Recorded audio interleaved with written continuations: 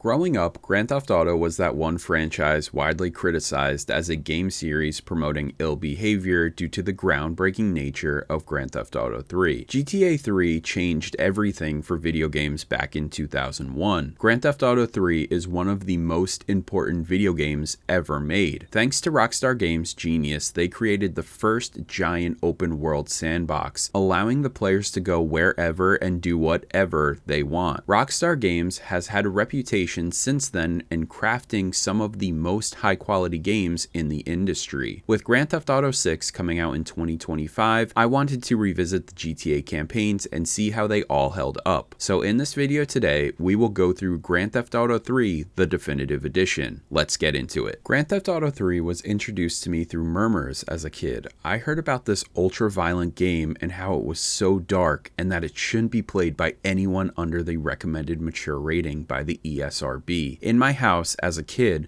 the ESRB stood for something. If a game made sense for me to play, it was acceptable. Otherwise, M was a hard no. Naturally, GTA 3 was a hard no, but one night my dad was curious about how bad the game could be. We went to a local movie rental store and stumbled across Grand Theft Auto 3, which Dad rented. As we returned to the car, Dad opened up the rental box and there it was, a white PS2 disc with the pistol silhouette on it. I remember Dad and I looking at the disc in the car before going home and putting the disc in the PS2. The game starts and we are transported to Liberty City. As an explosion happens on the bridge, you are set free and officially enter the world of Grand Theft Auto 3. The definitive edition of GTA 3 looks fine, and that's where I would like to pin it. I never found the original Grand Theft Auto games to look that incredible. They always reminded me more of cartoon caricatures than of real people.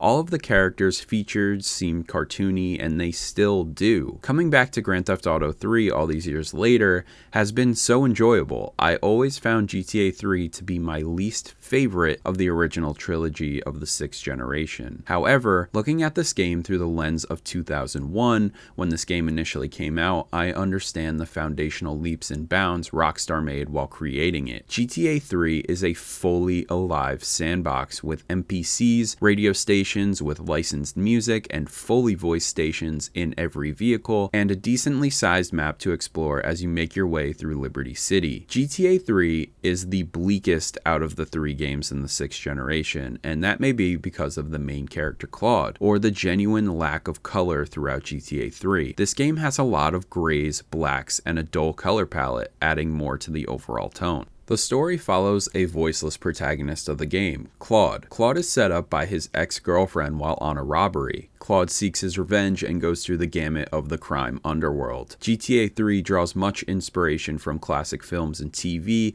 like The Godfather, The Sopranos, Goodfellas, and more. Throughout the story of GTA 3, Claude comes into contact with what you would expect: crime, drugs, gang warfare, and corruption while going through the streets of Liberty City. Playing GTA 3 23 years after it changed the gaming industry, Grand Theft Auto 3 still holds up gameplay-wise. There are some issues with GTA 3, such as a horrible checkpoint system where I've nearly completed multiple missions and died or failed at the end, and I had to replay the entire mission over again. This was a massive mood killer while playing this game. In terms of gameplay, the game holds up in many ways, but is still a product of the era. In most of my playthrough of this game, I can only say to myself while playing, imagine this when it came out. The fact that the driving is still so good was a blast. I loved driving around Liberty City, but it was a different story while I was on foot. Some of the weapons are tank controls, meaning Claude can't move and shoot. So there were some hiccups here and there, leading to me to fail specific missions, but again,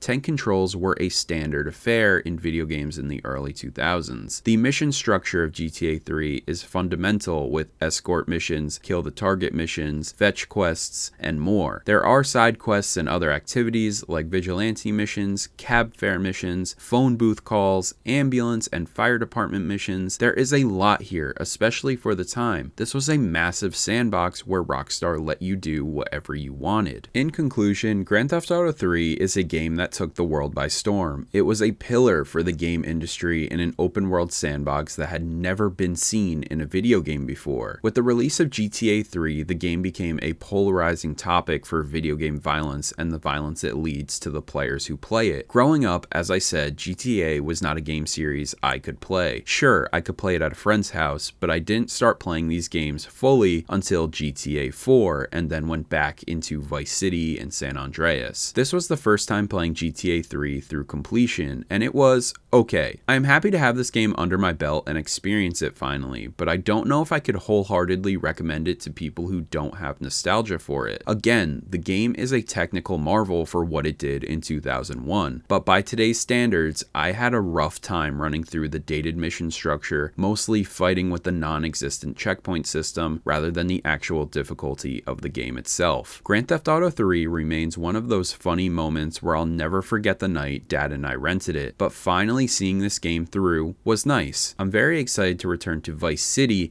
when I tackle the next GTA game to revisit. So that's it for this episode today. I really hope you enjoyed it. Grand Theft Auto 3, the definitive edition, was a interesting experience. So as I said, I was never able to fully play this game through until now. So playing the definitive edition was fun. It was an enjoyable experience. However, there were a lot of problems with it, just in terms of how the game was structured in the original way. So the checkpoint systems, there's virtually none. It's you start the mission, and if you fail, you need to start the whole mission over again.